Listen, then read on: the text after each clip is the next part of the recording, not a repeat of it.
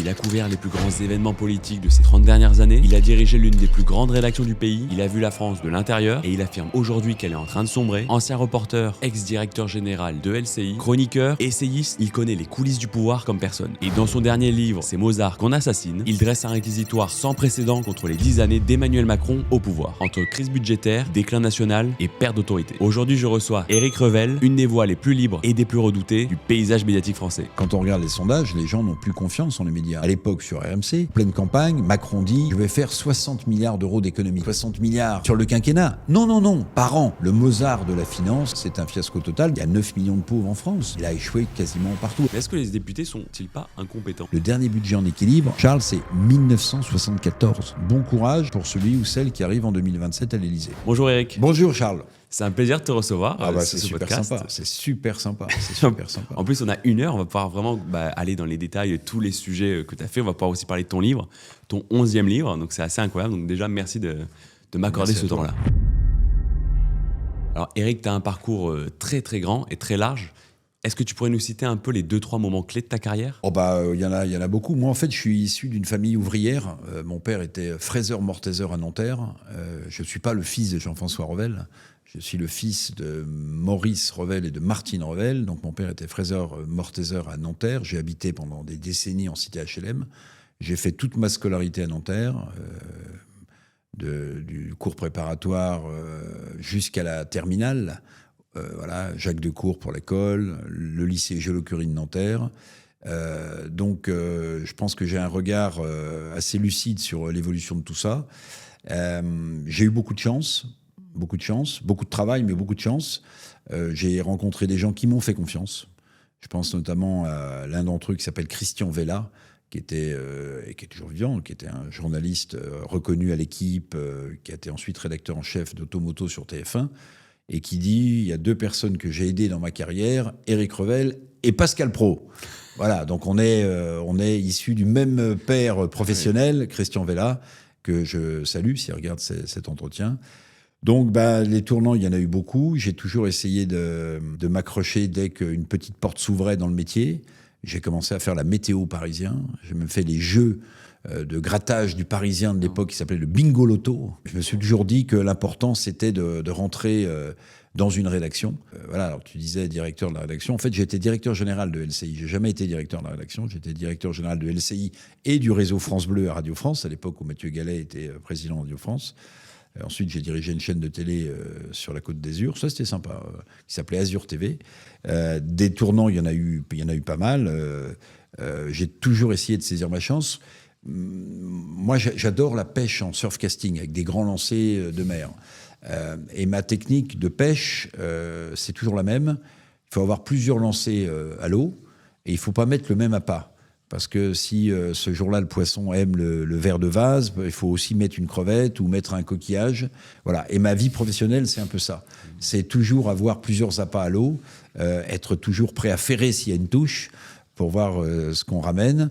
Et puis, ma doctrine, c'est qu'on est un peu comme un bouchon de liège sur la mer. C'est-à-dire que parfois, au gré d'une vague, on surfe sur la vague, mais parfois, on atterrit sur la plage, à sec, il n'y a plus d'eau, mais avec un coefficient de marée supplémentaire, l'eau te ramène au large, te ramène sur une vague, et ainsi, tu peux continuer à flotter et essayer de défendre ton avenir. Donc, une enfance pas malheureuse, pas du tout dans le métier du journalisme. Moi, mes héros, c'était plutôt Joseph Kessel, Blaise Cendrars, Ernest Hemingway, Albert Camus, des gens qui me faisaient rêver. J'ai fait du grand reportage, et puis un jour, ça s'est présenté comme ça. On m'a proposé la direction générale de LCI.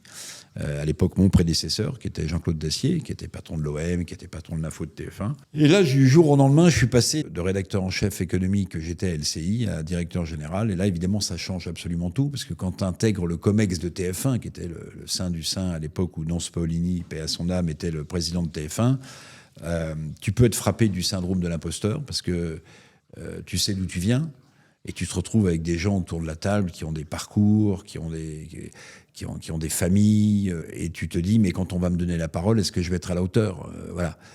Donc j'ai fait toutes ces armes-là, j'ai essayé de passer les obstacles aussi bien que possible. C'est pas toujours simple, en fait. C'est pas toujours simple quand on change de catégorie sociale.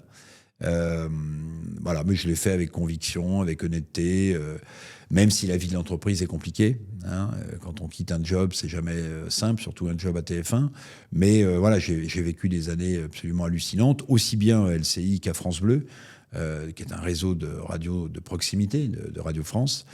J'ai découvert des gens qui aimaient leur métier, qui aimaient faire ce qu'ils faisaient. Et voilà, quand on dirige des médias, il faut prendre des décisions. C'est pas toujours simple parce qu'en face de soi, quand on prend des décisions, il y a des individus. Donc il y a tout ça qu'on apprend. On n'apprend pas à être parent, comme disait Stromae. On n'apprend pas non plus à être dirigeant, forcément. Moi, j'ai pas fait d'école de management. Moi, j'ai fait un doctorat d'État en finance internationale. Moi, j'étais plutôt programmé pour être haut fonctionnaire à l'OCDE ou au FMI ou à la Banque mondiale. Mais ma vraie passion, c'était le journalisme. Tu as été à la tête de plusieurs rédactions.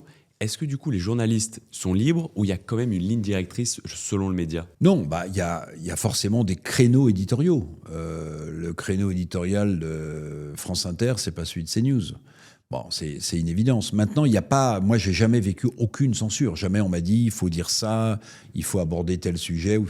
Non, ce qui frappe les journalistes, c'est plutôt une forme d'auto-censure. Il y a cette espèce de chape de plomb qui, parfois, peut-être pas vrai dans toutes les rédactions, pèse un peu. C'est-à-dire qu'on se dit, ah oui, mais dans le média où je suis, je peux peut-être pas aborder tel sujet de telle manière.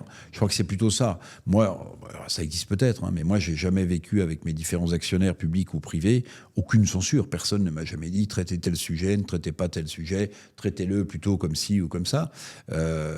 Donc j'ai toujours eu l'impression de gambader en liberté, avec évidemment un prêt qui est quand même... qui comporte quand même des obstacles. Mais ces obstacles, on se les impose à soi-même en fonction de ce qu'on croit être la position de tel ou tel actionnaire, public ou privé. Et quand on est journaliste, est-ce qu'on connaît tous les élus politiques ? Tous, je sais pas, mais...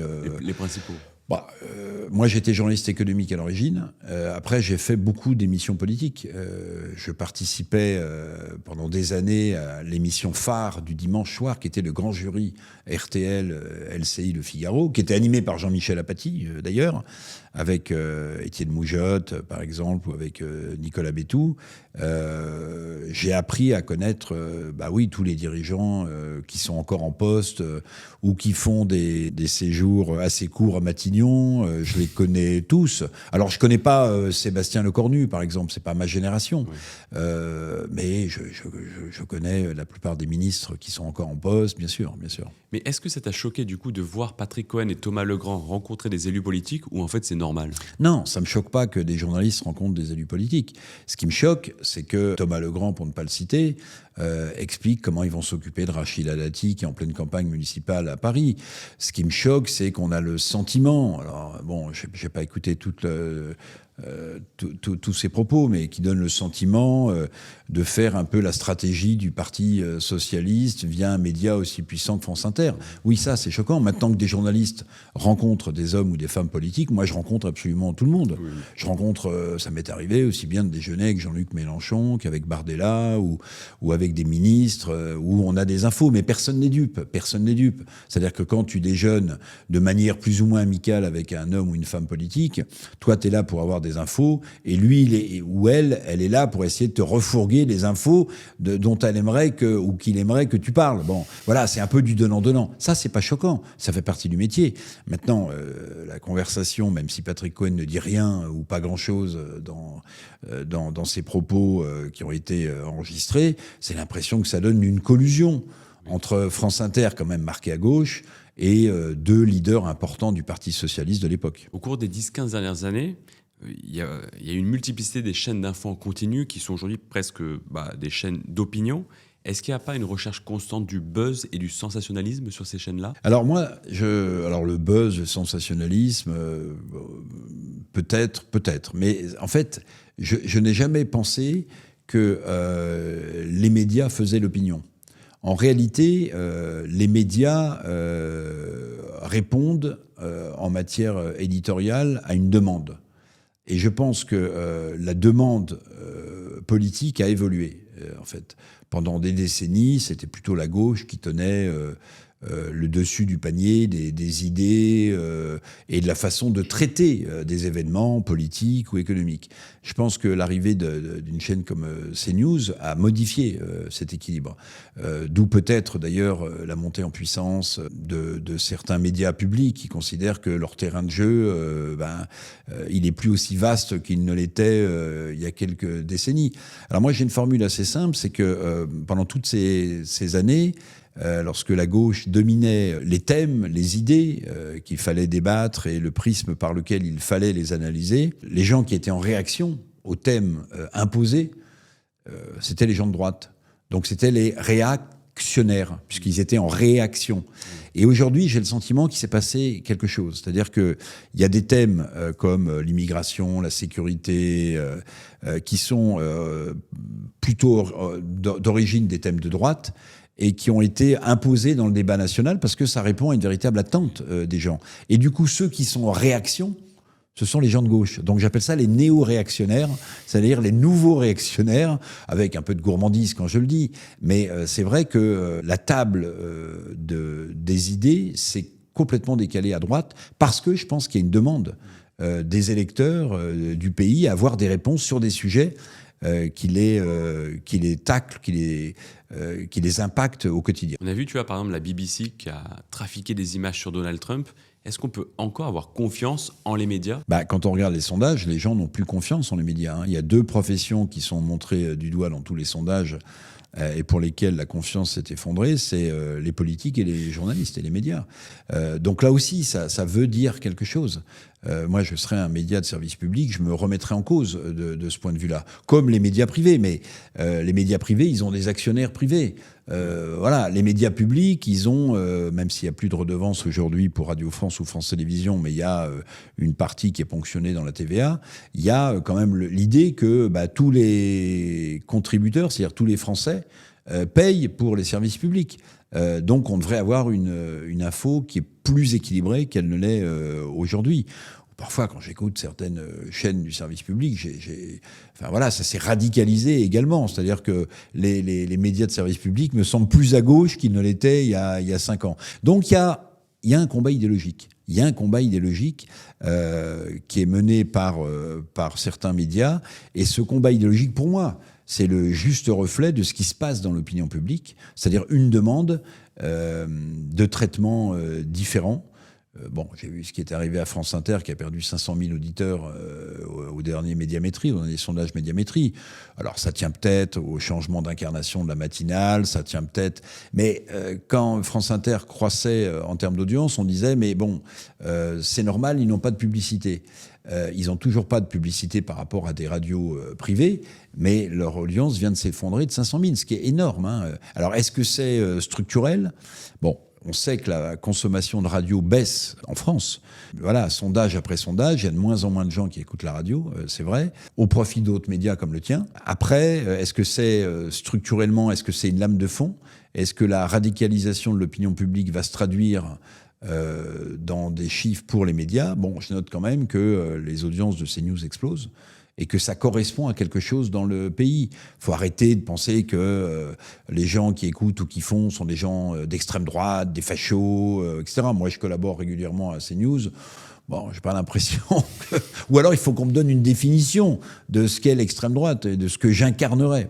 Bon, voilà, je pense que c'est beaucoup plus compliqué que ça. Et ceux qui usent et abusent du terme d'extrême droite pour qualifier ces médias se trompent complètement. C'est pas en cassant le thermomètre qu'on fait baisser la température. Mais surtout, j'ai l'impression qu'aujourd'hui, la France est quand même très polarisée, quand même très à droite ou très à gauche. Est-ce qu'il y a encore la place pour la nuance ? Alors, c'est un des grands échecs, à mon avis, d'Emmanuel Macron en termes politiques. Et j'en parle évidemment dans le livre. C'est que le « en même temps », le fameux « en même temps » auquel on a pu croire, c'est-à-dire prendre le meilleur à gauche et le meilleur à droite, sur le papier, ça pouvait paraître comme une solution pour lever tous les obstacles qui paralysent la vie politique française depuis des décennies. Et en fait, le « en même temps » n'a fait naître qu'une seule chose, à mon sens, et on le voit bien à l'Assemblée nationale, où maintenant il y a un tripartisme. La gauche, au sens large, républicaine, et puis l'extrême gauche, le centre, le bloc central, et puis la droite nationale. En fait, le résultat du « en même temps », c'est un tripartisme qui rend l'Assemblée nationale absolument ingouvernable. D'ailleurs, on peut s'interroger, en 2027, quel que soit l'élu, est-ce que ce tripartisme disparaîtra ? Est-ce que on sera dans la tradition de la Ve République, c'est-à-dire un président élu à une majorité absolue à l'Assemblée nationale, ou bien au contraire, est-ce que ce tripartisme rendra tout aussi difficile l'exercice du pouvoir pour le suivant ou la suivante qu'il n'est aujourd'hui difficile pour Macron, qui est le seul responsable de la dissolution. Bon, alors il y a déjà un début de réponse. C'est que lorsqu'il a été réélu, Emmanuel Macron n'a pas eu une majorité absolue à l'Assemblée nationale. Il n'a eu qu'une majorité relative. Donc c'est déjà le symptôme d'une recomposition de la vie politique française. Après, est-ce qu'une partie du centre ira avec la gauche et une autre partie du centre ira avec la droite nationale, le pont qu'a jeté Éric Ciotti en quittant les LR pour s'adosser au Rassemblement national? C'est un vrai sujet. Voilà, mais la situation catastrophique du pays, plus le tripartisme, bon courage pour celui ou celle qui arrive en 2027 à l'Élysée. Tu as commencé à en parler dans ton dernier livre. Oui. Dans ton dernier livre, donc, qui s'appelle « C'est Mozart qu'on assassine » avec en couverture Emmanuel Macron. Ça veut dire quoi ce titre ? Alors, en fait, c'est Mozart qu'on assassine. C'est d'abord le titre d'un roman, d'un romancier. Beaucoup ont oublié le nom, mais qui était un très grand romancier qui s'appelait Gilbert Cesbron, qui avait publié un livre autour d'un enfant dont les parents divorcent, et il est en plein déchirement. Mais cette formule est devenue une formule qui est passée dans la langue française. C'est Mozart qu'on assassine. Formule reprise par Antoine de Saint-Exupéry, que je cite également. Ça veut dire que chez chaque enfant, il y aurait un petit Mozart en sommeil, mais que les obstacles de la vie ou les obstacles de la politique ferait que son potentiel ne se révèle pas. Et pourquoi le pont Levis est abaissé en direction d'Emmanuel Macron ? Parce qu'Emmanuel Macron, il avait été désigné par Jacques Attali, par Alain Minc, comme le Mozart de la finance. C'était quelqu'un qui avait fait un passage dans la banque d'affaires et qui allait sans doute prendre à bras-le-corps nos difficultés budgétaires. Dans une interview qu'il avait donnée à Bourdin, à l'époque sur RMC, en pleine campagne, Macron dit « Je vais faire 60 milliards d'euros d'économies ». Alors Bourdin le relance, il lui dit « Mais 60 milliards sur le quinquennat ?»« Non, par an ». Donc vous voyez, on aurait dû faire 300 milliards d'euros d'économies sur le premier quinquennat, et au lieu de ça, je mets de côté le financement de la crise du Covid, qui était une bénédiction, mais tout le quoi qu'il en coûte a continué. Il a continué de signer des chèques. Résultat, c'est pas 300 milliards d'euros d'économies qui ont été réalisés, mais on a 1000 milliards d'euros de dettes supplémentaires. Allez, si j'enlève les 300-400 milliards de la crise Covid, chômage partiel, indemnisation des prêts garantis d'État aux entreprises, on peut dire qu'il a creusé le trou. Comme avait dit Valérie Pécresse, il a cramé la caisse, on est à plus 700 milliards de dettes supplémentaires. Donc le Mozart de la finance, c'est un fiasco total. Donc c'est un pamphlet, mais très factuel, que ce soit sur les questions budgétaires, sur les questions diplomatiques, sur les questions sociales. Il y a 9 millions de pauvres en France.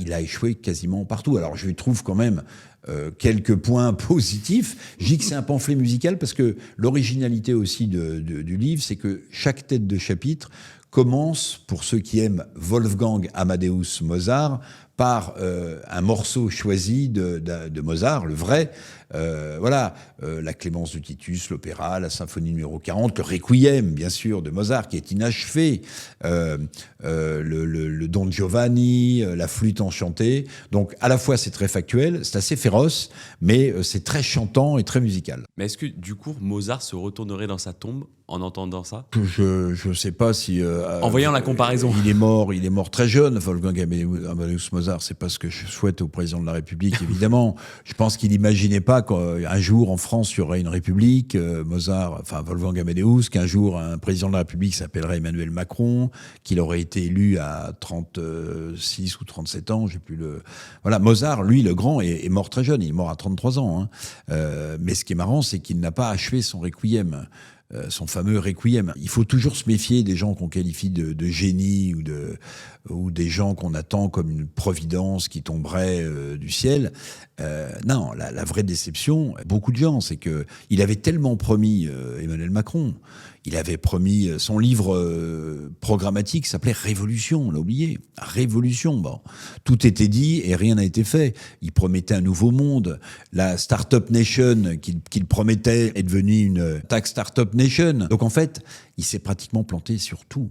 C'est ça qui est hallucinant. Donc la barre était tellement haute que, évidemment, la chute est vertigineuse. Bon, après, il faut jamais oublier qu'en France, on a aussi cette spécialité, c'est que en fin de mandat, un président de la République, en général, il prend plus de coups. C'est la fameuse théorie des 3 L, hein, que les médias souvent accolent au pouvoir. C'est léchage, lâchage, lynchage. Voilà. Il est plutôt dans la dernière partie, mais encore une fois, le bilan est quand même incroyablement mauvais. Dans ton livre, tu expliques que la France s'est tirée une balle dans le pied pendant 10 ans, même plusieurs, hein, j'ai tendance à penser. Et quels sont les domaines où la France est le plus effondrée finalement ? Bon, déjà, financièrement, économiquement, on est dans une impasse, il faut quand même le dire. On a 3 400, 3 500 milliards d'euros de dette, on a un déficit budgétaire chaque année, de 150 milliards d'euros, chaque année, 150 milliards d'euros. On a, pour ceux qui sont à découvert en fin de mois, on paye des agios quand on a découvert à sa banque. La dette française, on paye des agios à nos créanciers. Ces agios vont atteindre d'ici 4-5 ans 100 milliards d'euros. C'est-à-dire que les agios qu'on paye sur notre dette, c'est 100 milliards d'euros, ce qu'on appelle le service de la dette. On a un déficit commercial qui est entre 70 et 80 milliards d'euros. Voilà, on est dans le rouge à peu près partout. La sécurité sociale, par exemple, le budget vient d'être voté de manière ric-rac. Bon, c'est un budget de dupe parce qu'en réalité, on vote un déficit de la Sécu à 19 milliards et demi, 20 milliards. La Sécu, en 2028, dit la Cour des comptes, ce sera 180 milliards d'euros de dette. Donc en fait, je ne sais pas si les Français se rendent compte, parce qu'on leur a fait croire que l'argent était magique, tombait du ciel. Il y avait qu'à se baisser pour ramasser les subventions d'État dont on bénéficie tous, les prestations sociales. Mais en fait, le système n'est plus viable. Le système est au bout de sa logique. Alors on emprunte chaque année. Je rappelle que le dernier budget en équilibre, n'importe quelle entreprise serait en faillite depuis, le dernier budget en équilibre, Charles, c'est 1974. Depuis 1974, on dépense plus dans ce pays qu'on a de recettes. Alors, si on fait de la dépense publique pour faire de l'investissement et pour faire de la croissance et de l'emploi, ce que les keynésiens appellent la dépense productive, à la limite, pourquoi pas ? Mais là, c'est pas le sujet. Là, en fait, on emprunte pour payer le fonctionnement de nos services publics, alors que ces services publics sont dans un état catastrophique également. L'hôpital, par exemple, public, est dans une situation financière terrible. D'ailleurs, toi, tu parles aussi de pétaudière nationale à l'Assemblée. Ça veut dire quoi ? Pétaudière, c'est-à-dire que le tripartisme, l'arrivée de l'extrême gauche en masse avec des profils, c'est moins qu'on puisse dire, plus ou moins scabreux. Le niveau aussi des députés, pardon. Mais les grandes joutes oratoires, même si ça pouvait être très violent, c'était d'un tout autre niveau. Alors je dis pas c'était mieux avant. Après tout, les députés en question ont été élus. Donc, s'ils ont été élus, c'est qu'ils correspondent à quelque chose. Mais c'est une pétaudière sans nom. C'est-à-dire qu'on a l'impression que, en fait, les gens sont là pour faire des effets de manche, pour s'insulter. Pour faire du TikTok. Pour faire du TikTok, pour faire du buzz, pour faire... oui, bien sûr, c'est exactement ça. Mais pendant ce temps-là, il n'y a pas de solution pour le pays. Donc, mais le grand responsable, c'est Emmanuel Macron. Parce qu'encore une fois, la dissolution de l'Assemblée nationale, avec une majorité relative, se retrouver avec 3 blocs où l'Assemblée devient une assemblée de la 3e ou de la 4e République, c'est-à-dire où les alliances... Alors après, on peut se dire, on est peut-être sur le chemin du parlementarisme à l'allemande, c'est-à-dire on va peut-être avoir une culture du consensus, du compromis, où on va voir des majorités de projets sur certains textes. Bon, mais enfin là, par exemple, le budget de la Sécu, il passe à 13 voix près, c'est-à-dire que c'est le budget de personne en réalité. Mais ils ont tous le nez sur quelque chose. S'il y avait une dissolution, il faut que je sois réélu, donc il faut que mes électeurs ne soient pas déçus. 2, il y a les municipales, donc les partis se disent, oh là là, si on a l'impression d'être responsable du bordel, ça va être pire. Et puis il y a 2027, l'élection présidentielle, où tous les petits chevaux seront sur la ligne de départ en disant, pourvu que je ne commette pas l'impair qui me rende hors jeu pour 2027. Mais l'intérêt du pays et des Français qui ont du mal à boucler leur fin de mois, c'est bien de s'occuper de la fin du monde, hein.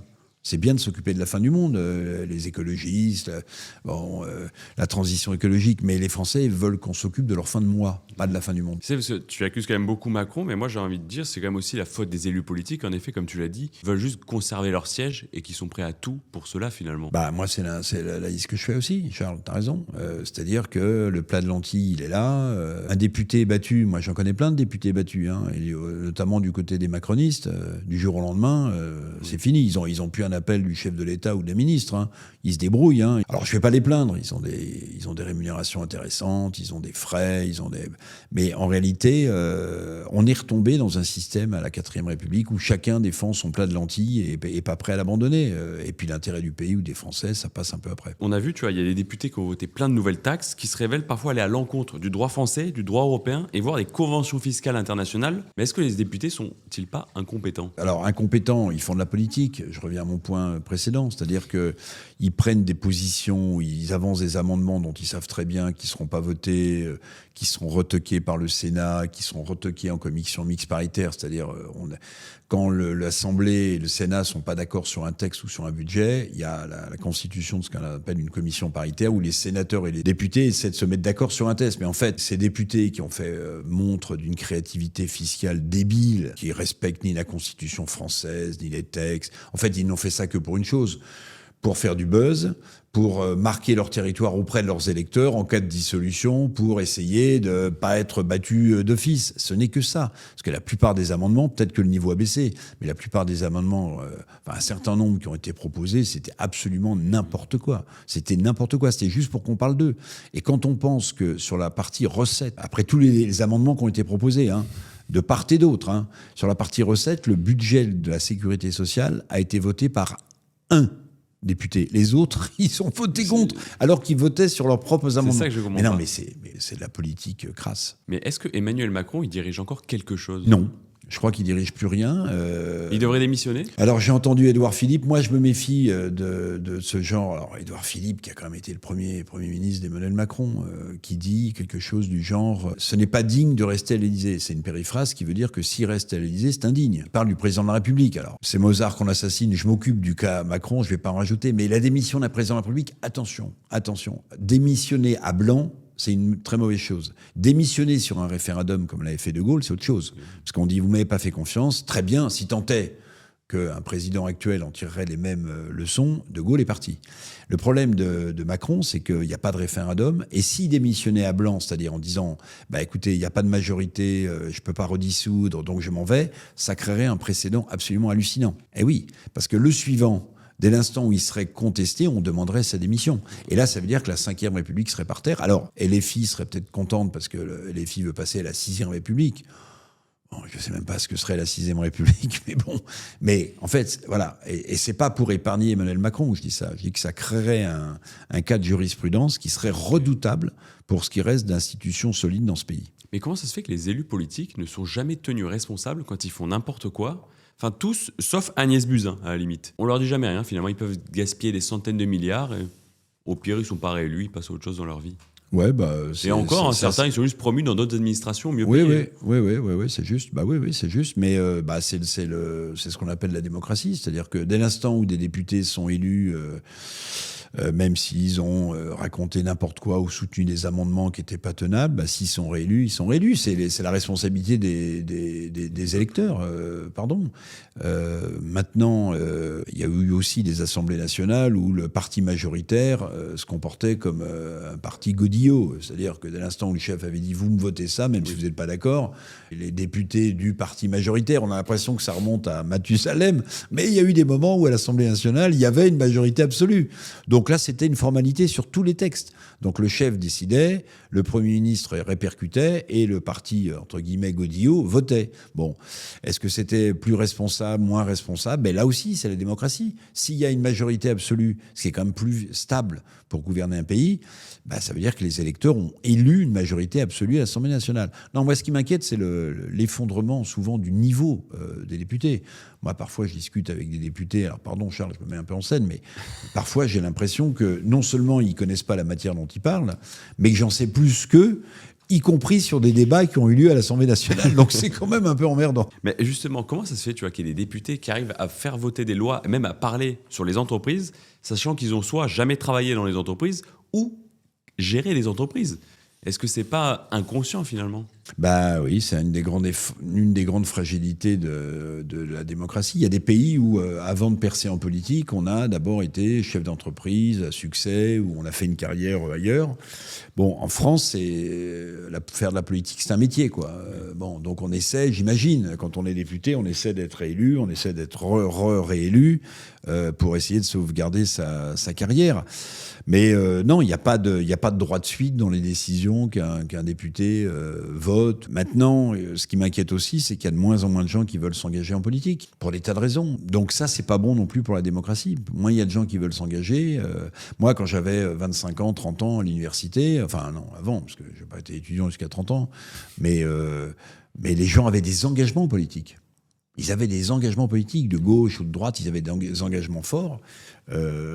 Aujourd'hui, j'ai l'impression que tout ça est passé un peu sous les radars et que la jeunesse, pour une grande partie d'entre elles, a d'autres passions que celle de s'engager politiquement.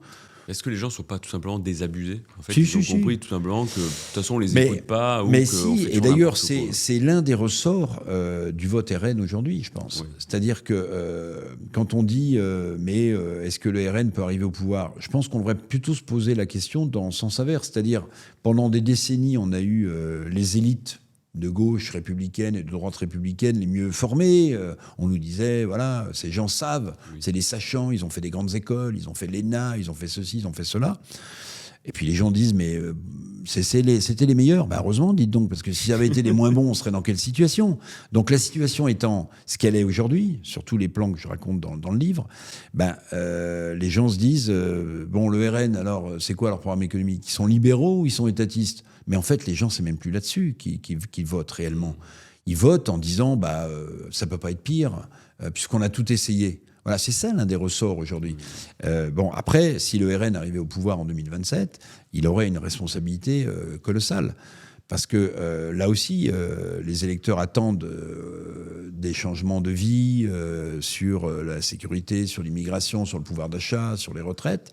Et si ce parti arrivait au pouvoir et qu'il ne les livrait pas, alors ensuite, je ne sais pas ce qui se passerait. Alors Macron est persuadé qu'en 2032, il sonnera l'oriflamme, il sonnera la trompette du retour, puisqu'il dit à tout le monde que, je laisse passer la vague et en 2032, je reviens et je sauverai le pays. Bon, on aurait préféré qu'en 2017, il ne l'enfonce pas comme il l'a enfoncé sur 10 ans, quoi. Parce que, encore une fois, il y a quelques sujets où, à mon avis, il a été précurseur et il a vu correctement les choses. Je vais donner un exemple, Notre-Dame. Bon, Notre-Dame a brûlé. Il avait fixé un cap au général Georges Lain, disparu prématurément, pour reconstruire en 5 ans Notre-Dame. Le pari a été tenu. Mais pourquoi ? Parce qu'en fait, on est passé au-dessus de tous les blocages administratifs que comporte ce pays. Tous ces blocages administratifs, par exemple, que dénonce Jean-Louis Borloo, c'est ce qui fait aussi la situation catastrophique dans laquelle on est. Quand vous passez outre l'avis de telle administration, de telle administration, de telle administration, de telle autre, vous gagnez du temps, et donc il a tenu son pari. Et symboliquement, c'est important, parce que ça veut dire qu'on a tellement de normes dans ce pays, on a tellement de règlements dans ce pays, on transpose tellement de directives européennes dans ce pays qu'en fait, on crée nous-mêmes les filets à mailles serrées dans lesquels le poisson France ne peut plus circuler. On est autobloqué. Borloo me disait l'autre fois, il me disait, mais il y a des pays qui ont abandonné en Europe le passage de l'heure d'hiver à l'heure d'été. Mais il me disait, mais en France, on ne l'a pas encore fait parce que visiblement, on ne sait pas qui décide. Non mais c'est génial, on ne sait plus qui décide de quoi. Bon voilà, alors c'est une situation absolument catastrophique aussi. Ce maillage administratif, ce millefeuille administratif dans lequel on ne comprend plus rien, les communautés de communes, les départements, les régions, qui décident de quoi, avec des subventions aux collectivités locales qui s'effondrent parce que l'État n'a plus 1 euro disponible. Ce maillage-là, je pense qu'il est très très urgent de le réformer. Ça ne se fera pas sans douleur, mais de toute façon, la France se rapproche du mur. Et historiquement, la France, malheureusement, s'est souvent réformée, parfois dans la violence, mais quand elle a la tête dans le mur. Sinon, avant, on ferme les yeux Vous savez, c'est comme les trois singes. Hein. Il voit pas, il entend pas, il parle pas. Voilà. Mais une fois qu'on s'aperçoit qu'on a pris le mur en pleine poire, il faut forcément qu'on bouge, parce que sinon, ça s'écroule. Il faut forcément bouger. Le jour où on recevra, Charles, notre feuille de sécu, on nous dira, attendez, pour l'instant, on n'a pas l'argent pour vous rembourser votre feuille de sécu, on verra dans 3 mois. Là, les Français comprendront qu'on est arrivé au bout d'un système. En parlant de la sécu, souvent les gens disent toujours, c'est gratuit. Ben oui, mais non. Il y a toujours quelqu'un qui paye, arrivé, mais les gens n'ont pas trop cette idée-là. Mais d'ailleurs, tu parlais de bureaucratie ou l'abondance de normes. Tous les entrepreneurs avec qui je discute sur ce podcast le disent. C'est aberrant, surtout quand on compare aux autres pays européens. C'est que là, il y a une surtransposition. Souvent, les gens attaquent l'Europe. Il y a quand même des raisons aussi. Mais juste en France, on surtranspose par rapport aux autres pays. En fait, c'est injuste pour les Français. Oui, alors les normes, ça peut avoir du bon si elles ne sont pas trop nombreuses. On parle de 400 000 normes en France. Code pénal, code civil, décret d'application, loi, transposition de directives européennes. Le meilleur exemple, c'est le directeur de la stratégie d'Airbus. Airbus, c'est l'entreprise européenne. Ils construisent des avions en Espagne, en Italie, etc. Le type disait, mais attendez, moi, pour installer une capacité de production, c'est-à-dire une usine, en France, ça prend tellement d'années que je gagne du temps en l'installant ailleurs en Europe. Mais quand tu installes ailleurs en Europe, tu crées de l'emploi ailleurs en Europe. Tu ne le crées pas en France. Donc en fait, on est submergé par des règlements, des normes, on ne sait pas de quelles normes dépend quel ministère. Et tout ça, en fait qu'on est en train de se tirer 1 balle, 2 balles, 3 balles, 10 balles dans les 2 pieds, quoi. Justement, tout à l'heure, tu as parlé, on a dit que les jeunes, ils s'investissaient moins en politique, ils sont aussi abandonnés. Mais est-ce que c'est pas tout simplement parce que c'est les retraités qui font les élections et donc les élus politiques, finalement, ils s'adaptent aux retraités, c'est-à-dire qu'ils vont jamais attaquer par exemple les réformes sur les retraites ou ce genre de choses. Est-ce que c'est pas aussi tout simplement du clientélisme ? Alors Macron, il avait une base électorale très marquée par les retraités, c'est vrai. Ce qui n'est plus le cas aujourd'hui dans les sondages, puisque même les retraités abandonnent Macron. Maintenant, je pense que le système de retraite actuel, il ne peut pas tenir. Il ne peut pas tenir. C'est très simple. On va arriver, j'ai plus la date en tête, mais on va arriver dans quelques années à 1 retraité pour 1 actif. Je rappelle que le système qui est le nôtre, qui s'appelle le système par répartition, c'est les gens qui sont actifs aujourd'hui cotisent pour les gens qui sont partis à la retraite. C'est un système de solidarité, en fait. Bon. Mais dès l'instant où il y aura moins de gens actifs que de retraités, il ne faut pas avoir fait Polytechnique ou Centrale pour comprendre que mathématiquement, c'est plus viable. Donc, 2 choses l'une. On baisse le niveau des pensions, ou on se permet d'adosser le système par répartition par un autre système qui s'appelle le système par capitalisation. Alors la capitalisation, c'est un mot qui fait peur à tout le monde, mais en réalité, ceux qui peuvent capitaliser pour leur retraite, d'ailleurs la plupart des jeunes générations le font aujourd'hui, avec des plans d'épargne retraite, des PER, des PER. Bon. Mais ce système par répartition, si on ne décale pas l'âge de départ à la retraite, si on ne l'adosse pas à un peu de capitalisation, il s'effondrera. Alors maintenant, baisser le niveau de pension des retraites, ça serait vécu comme une injustice flagrante. Pourquoi ? Parce que le type qui a aujourd'hui 2 000 € de retraite, ou 1 000 € de retraite, ou 6 000 € de retraite, ou 8 000 € de retraite, ça veut dire que toute sa vie, pendant 40 ans, il a cotisé sur son bulletin de salaire, donc on lui a retiré de l'argent tous les mois pour qu'il ait ce niveau de retraite, parce qu'il avait un job plus ou moins bien payé. Mais en fait, c'est lié à un niveau de cotisation. Donc, ce serait, à mon sens, je ne sais même pas si constitutionnellement c'est faisable. Parce qu'en réalité, le type qui a versé toute sa vie pendant 40 ans des cotisations pour avoir 3 000 € de retraite, ou alors il demandera le remboursement de ses cotisations, mais il ne va pas pouvoir dire, écoutez, moi j'accepte qu'on réduise. Alors, après, si la situation financière de la France s'aggrave fortement, ce qui n'est pas impossible, c'est pas impossible. Moi, je crois pas à une intervention du Fonds monétaire international.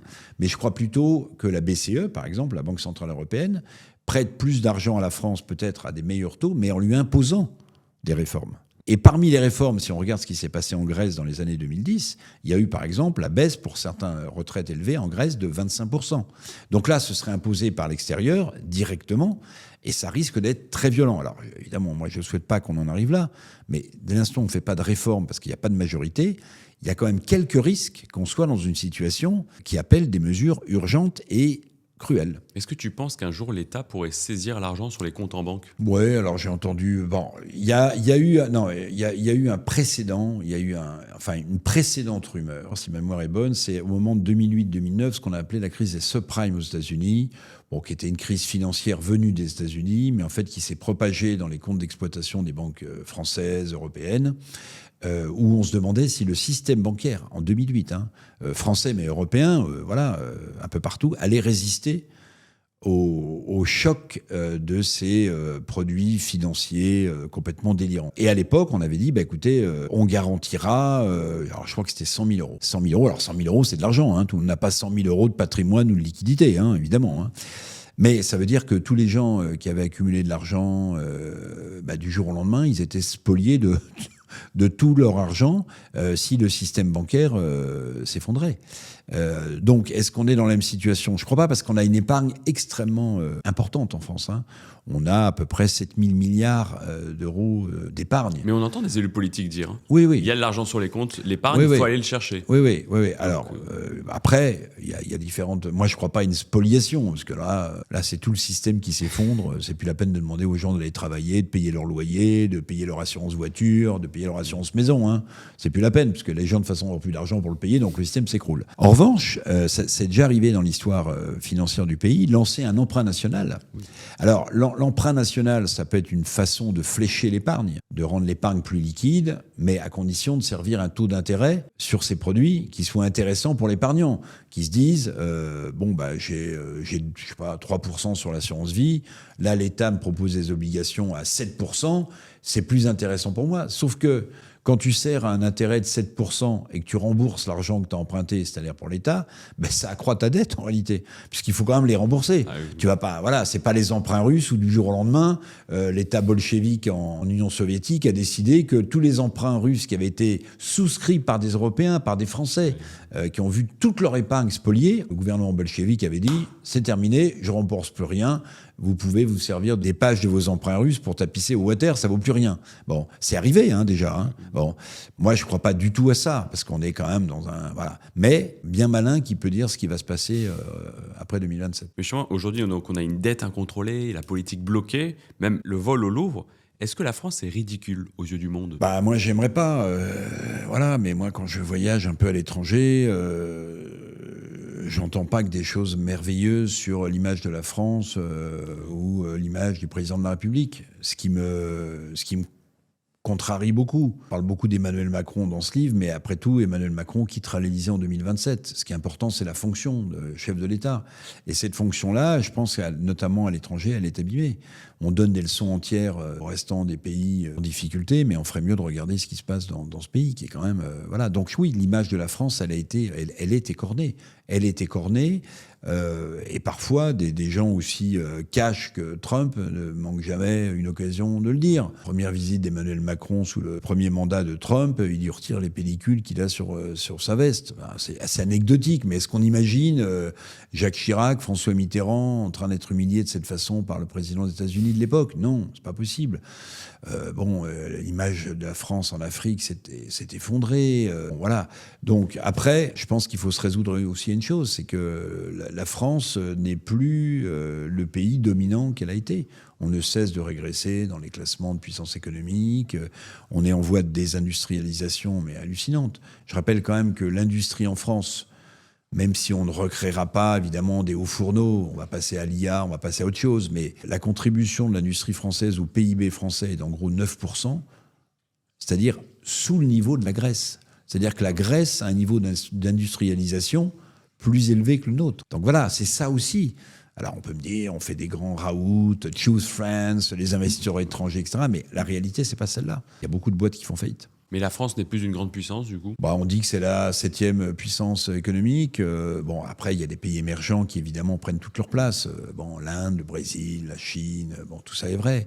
Mais, en Europe, l'Allemagne n'est pas non plus en super forme. Mais moi, j'ai l'impression que ça s'est accéléré. Je l'écris dans ce livre. Mais on voit aussi de plus en plus d'entrepreneurs prendre la parole contre le lynchage médiatique qu'ils subissent. Est-ce que c'est aussi une bonne nouvelle ? Oui. Et d'ailleurs, j'avais noté aux dernières universités d'été du MEDEF, qui s'est tenu à Roland-Garros, que l'un des thèmes abordés par, je crois que c'était Patrick Martin ou le patron de BPI France, Nicolas Dufourcq, avait dit en gros, mais il faut que les patrons prennent plus la parole. Il faut qu'ils expliquent leurs difficultés, leurs victoires, leurs craintes. Le problème, c'est que l'horizon politique, c'est pas l'horizon d'un chef d'entreprise. Un chef d'entreprise, il investit pour des années et des années. Un mandat de député, surtout s'il y a une dissolution, ça peut se terminer très très vite. Donc en fait, les horizons sont pas du tout les mêmes. La connaissance du terrain industriel ou économique est pas du tout la même. Donc je pense, oui, que les patrons devraient davantage prendre la parole. Et puis peut-être aussi qu'on enseigne différemment l'économie ou l'entreprise dans les lycées, à l'université. Travailler, c'est pas un statut d'aliénation personnelle. C'est aussi un statut d'épanouissement. C'est aussi une façon de gagner sa vie. On a besoin de travailler. On a besoin des autres. On a besoin du lien social que représente le travail. Mais souvent, on explique que voilà, l'entreprise, elle est là juste pour servir du salarié, pour le presser comme une éponge. Bon, tout ça, dans un pays comme le nôtre, devrait changer. C'est pour ça, quand on dit ce sont des politiques libérales, non, la France, c'est pas un pays libéral, c'est un pays socialiste, assisté de A à Z. Voilà, on en a tous bénéficié, on en bénéficie tous. Mais est-ce qu'on aura les moyens, encore dans quelques années, d'avoir le même train de vie ? Moi, je ne le pense pas du tout. Voilà. Quel homme ou femme politique aura le courage de sonner la fin de la récréation ? C'est un vrai sujet. Du coup, on ne peut plus financer ce modèle social. Mais comment ça se fait que personne ne dit vraiment la vérité aux Français ? Parce que c'est pas populaire. Parce que si tu dis la vérité, t'es pas réélu. Ou si tu dis la vérité, tu n'es pas élu tout court. Quel candidat à une élection présidentielle dirait écoutez, on va réduire le niveau des retraites, on va réduire le niveau des remboursements, on va taper dans le nombre de fonctionnaires. Pareil, Macron avait des grandes velléités de réduction de la fonction publique. Il a créé 176 000 postes de fonctionnaires supplémentaires, en gros, depuis qu'il est au pouvoir. Donc non seulement il l'a pas réduit, mais il a accru la fonction publique. Alors, il y a une fonction publique hospitalière qui a beaucoup dérouillé, c'est vrai, mais la fonction publique territoriale, elle a beaucoup cru. Alors, les élus locaux justifient, bon, très bien, la fonction publique d'État.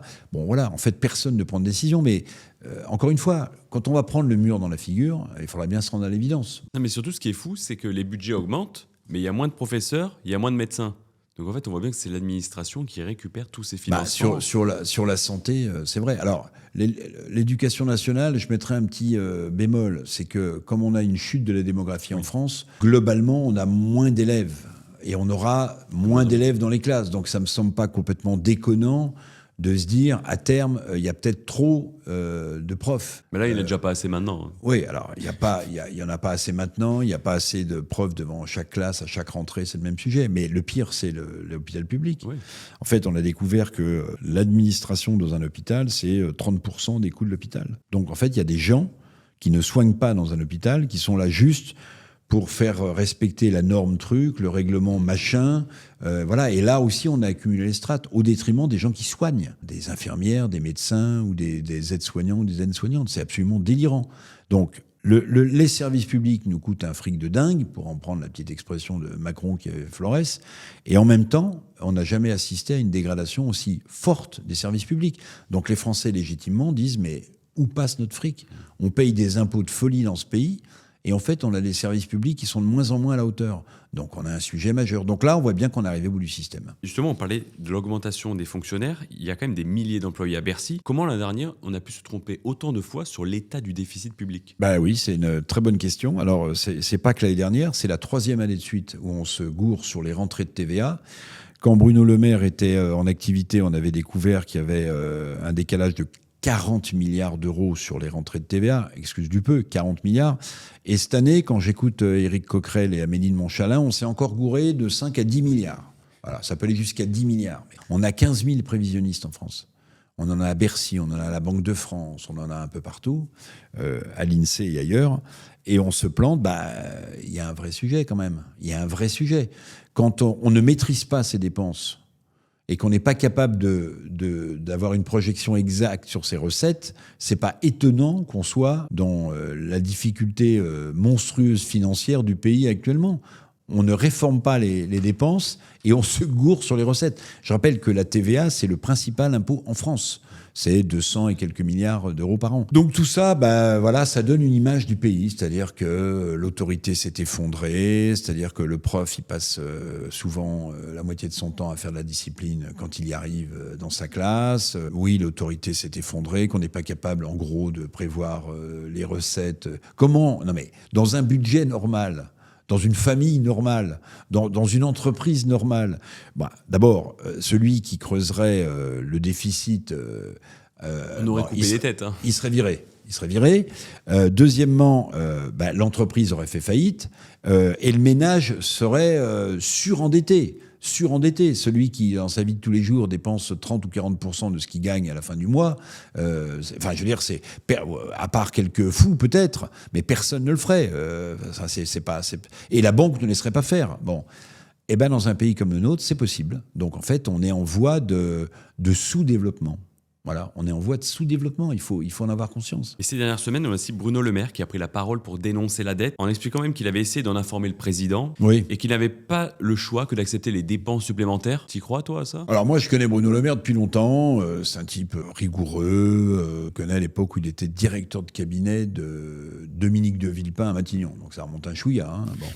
Non, mais moi, ce que j'ai envie de dire, Bruno Le Maire, je dirais bientôt, parce que je le vois bientôt, je dirais, mais dans ces cas-là, un ministre des Finances qui est resté 7 ans à Bercy, ou il ferme sa gueule, ou il démissionne. Oui. Il dit, j'ai alerté le président, j'ai envoyé une lettre, il a sans doute dit en conseil des ministres, j'en sais rien, ou en tête-à-tête. Mais dans ces cas-là, s'il n'est pas d'accord avec la politique budgétaire qui est suivie, s'il voit que les déficits sont en train de se creuser, que la situation est intenable et hors de contrôle, il est de sa responsabilité de ne pas rester et de ne pas donner l'impression qu'il avalise un tel fiasco. Bon, il est resté en place et il a été remplacé. Alors, c'est bien de le dire après coup, mais ça aurait été mieux qu'il s'en alarme avant. Et d'ailleurs, son image aurait gagné. Je veux dire, démissionner quand on dit tu fais une conférence de presse, tu dis voilà pourquoi je démissionne, parce qu'il faut que vous sachiez que dans 2 ans ou dans 3 ans, voilà le service de la dette, ce que ça va représenter. Service de la dette, aujourd'hui, les agios, ça représente plus que le budget de l'éducation nationale. C'est-à-dire que dans ce pays, on consacre plus d'argent à payer nos découverts qu'on ne met dans l'éducation nationale. Non, mais c'est absolument vertigineux. Bon, il aurait peut-être dû partir, Bruno Le Maire. Il aurait dû partir, à mon sens. Et une dernière question qu'on n'a pas pu aborder tout à l'heure, c'était pour toi, c'est quoi le parti le plus dangereux de France ? Est-ce qu'il y en a un ? Vu les positions qu'il a prises, notamment sur l'antisémitisme, sur le communautarisme, sur la fracturation de la société française, c'est LFI, c'est la France insoumise. Alors, je vois le jeu électoral que Mélenchon a voulu jouer, mais c'est extrêmement dangereux. Comment on recoue après une société comme celle-là, quand on l'a autant fracturée, c'est un vrai sujet. Alors après, on peut parler du RN, mais le RN s'est normalisé totalement. Il s'est fondu dans la masse. Moi, quand je discute avec des députés ou des ministres, ils reconnaissent que les députés RN, ils bossent, ils connaissent leur dossier. Tu sais que c'est 2 trajectoires inverses. Pour le coup, il y en a un qui s'est normalisé et oui, l'autre qui s'est extrémisé, j'ai l'impression. Alors qu'avant, c'était vraiment l'inverse. Exact. Donc, c'est pas les mêmes stratégies. C'est pas la même stratégie. Maintenant, encore une fois, les enjeux pour le pays sont tels, là, dans les 15 mois qui viennent, et puis après 2027, que de toute façon, celui qui va, ou celle qui va accéder au pouvoir, devra avoir des solutions. Parce que sinon, je vois pas comment ça peut se terminer.